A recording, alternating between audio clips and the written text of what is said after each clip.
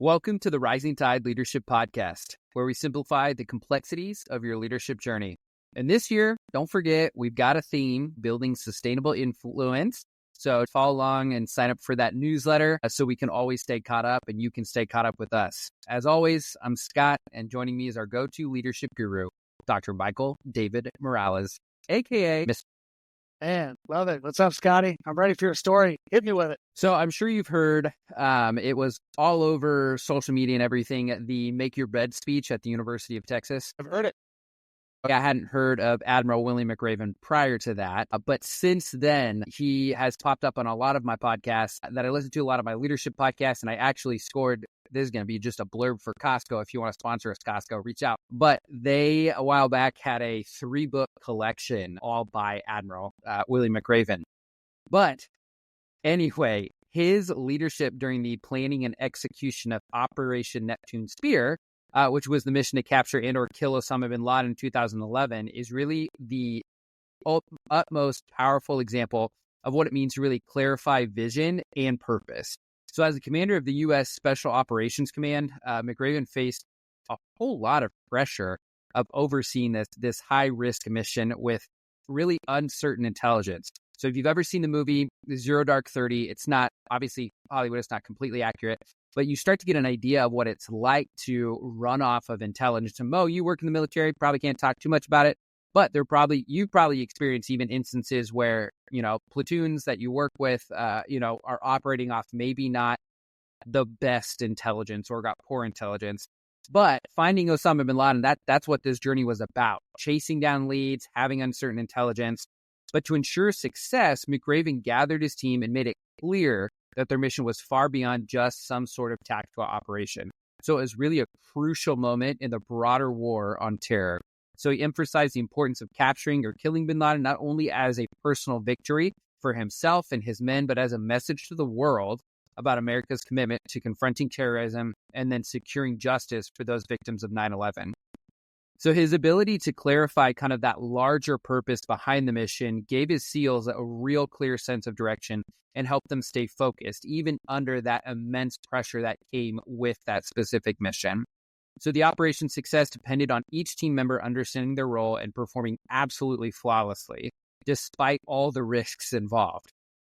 McRaven's leadership really ensured that the team remained aligned and motivated, which played a critical role in the mission's kind of ultimate success. And this experience really highlighted the power of clarifying vision and purpose, especially in high-stakes situations, and really kind of became the cornerstone of McRaven's overall leadership philosophy. And so this month, if you hadn't already guessed, we're really talking about what it means to clarify your vision and purpose. And let's be honest, without vision, it's so easy to just feel like we're kind of drifting along, not really understanding where we're going, kind of like Mo, you always say, like a ship without its captain. And so vision serves as that compass, and it's really that thing that ports you towards where you want to go. And purpose, well, that's just fuel that keeps you moving, even when that journey gets tough, like where we're at right now. And together, vision and purpose are really what make leadership meaningful, both for you and also for the people that you lead. So Mo, let's take it away. Let's hit that first point for today. Yeah, I'd love to say something real quick about McRaven. I love the SEAL Credo, which is the only easy day was yesterday. And when he took over as chancellor at the University of Texas, he made a lot of changes, innovation and research, and the things that he did in the military, he was able to do after his military career, which was incredible. That's a great story of why leadership is so important and why it matters. And so today we want to talk about the importance of vision and purpose. And so vision is the leader's compass. It lets you know where you're going. It lets you not get too far off the beaten path. As leaders, sometimes we like to take on a lot of different activities. We like to be busy. Leaders, you've got to have direction and clarity. Without it, you're just going to be reacting to whatever comes next. Strong vision is asking the question, where are we going? Once people know how to answer that question, they can latch on to the goals that you set. One of my favorite books, Simon Sinek's Start With Why, nails this idea.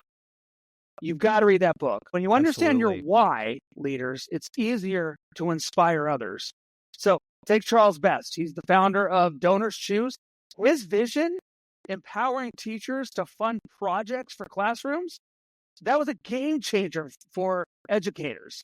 Leaders, what is your game changer? That's a great point to kind of just start off with there, Mo. So I have to, if we're talking about Charles Best and we're talking about kind of this Donors Choose program, can you maybe touch on kind of how purpose and vision can impact like a customer's loyalty? Yeah, it's all about brand identity. Why do people buy an Apple computer? Steve Jobs knew what it meant to create brand identity. Let me ask you this.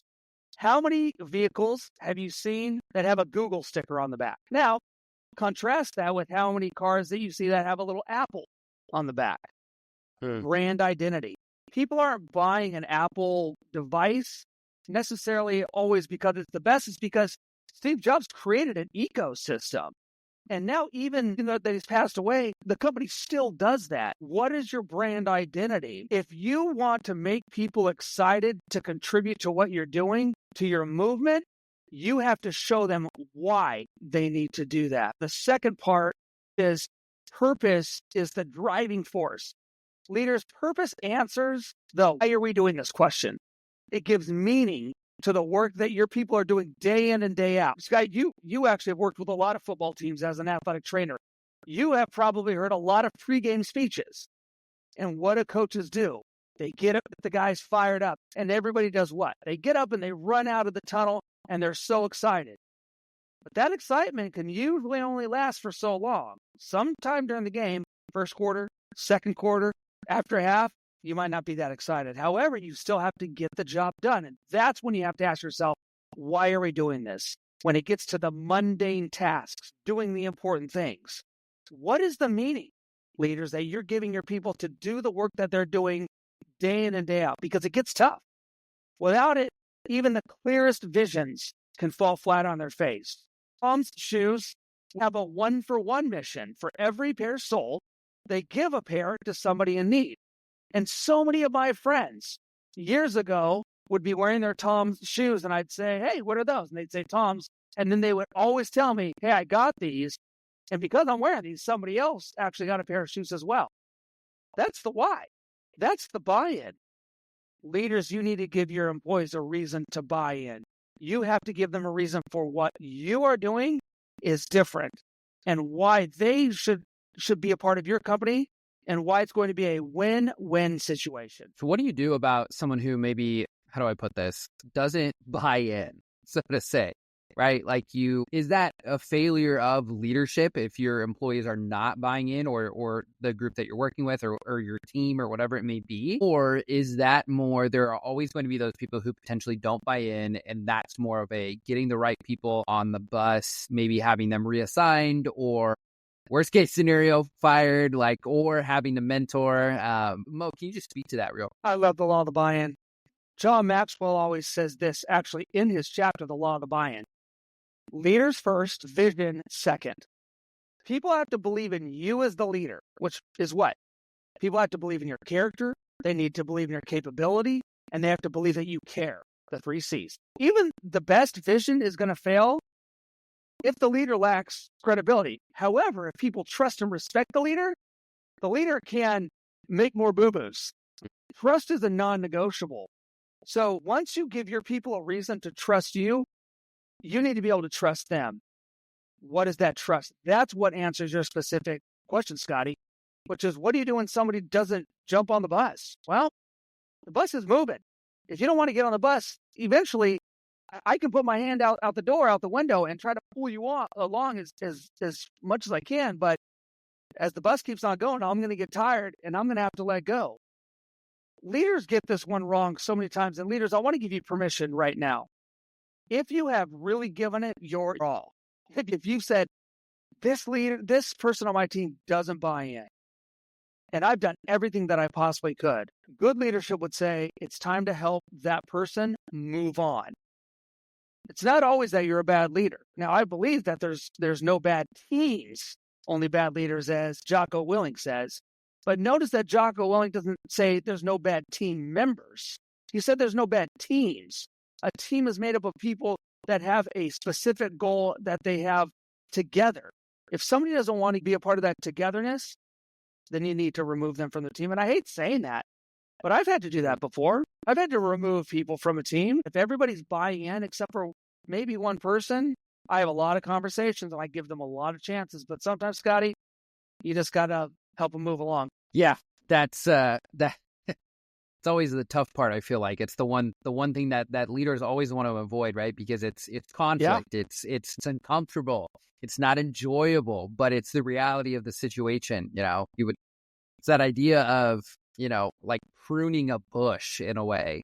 You can prune it back, keep it looking nice, but at some point you're going to have to potentially rip that part off. Absolutely. And knowing when to do that is crucial.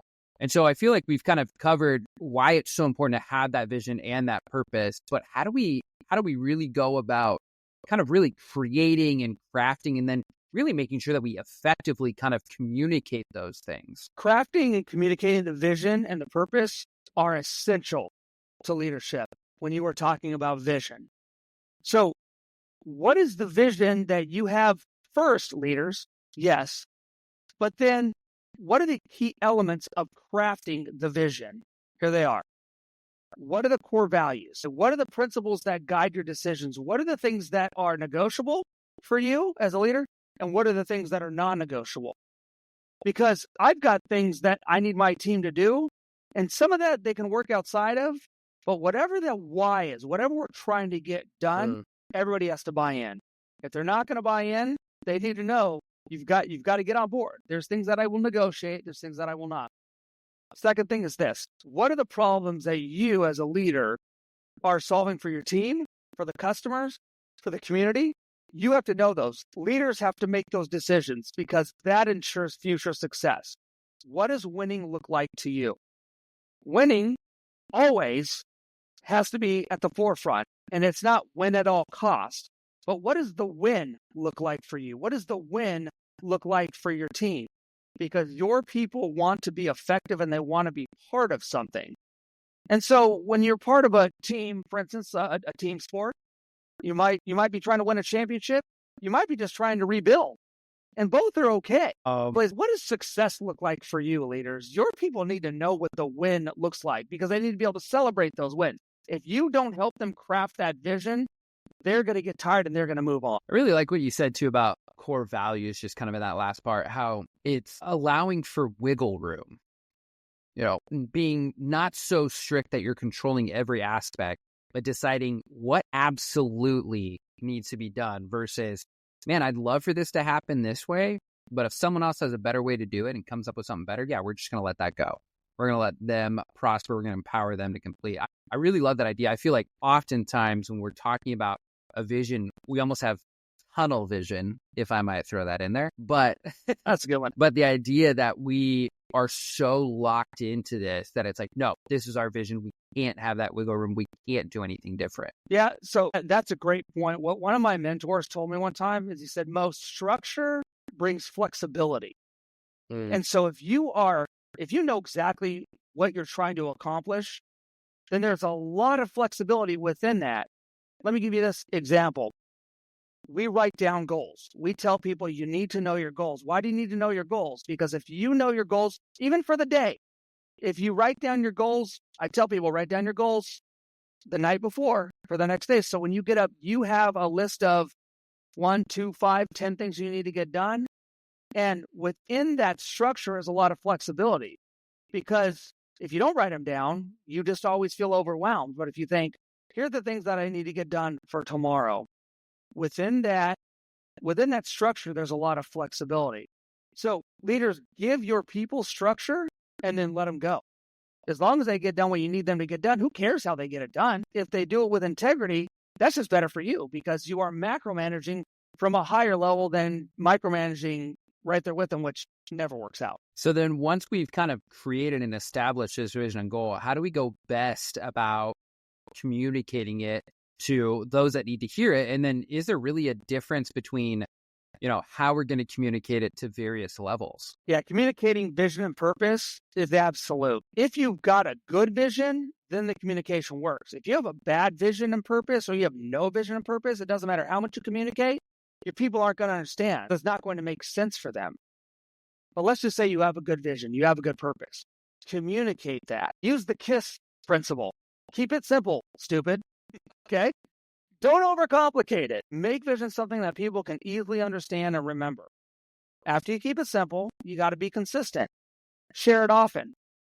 It is more important to be reminded than it is to be instructed. Andy Stanley has a great book called Making Vision Stick. He talks in there about being consistent.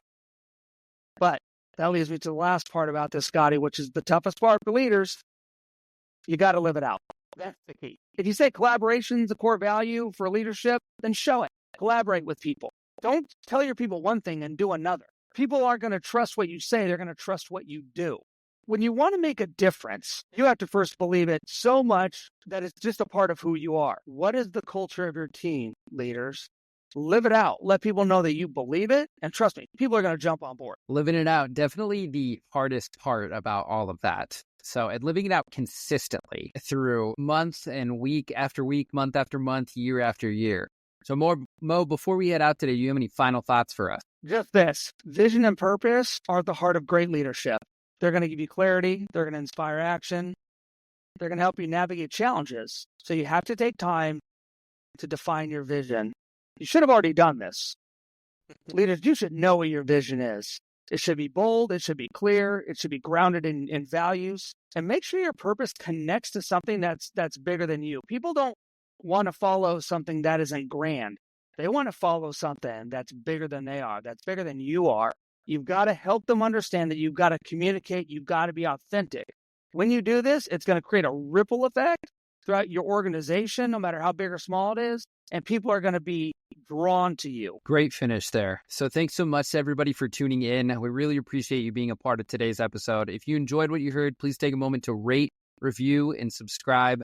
And don't forget to visit our website at rtclc.com and sign up for that monthly newsletter. That way you guys can get access to all of the extra insights that we don't get to on this podcast. So until next time, lead with purpose, stay authentic, and make an impact.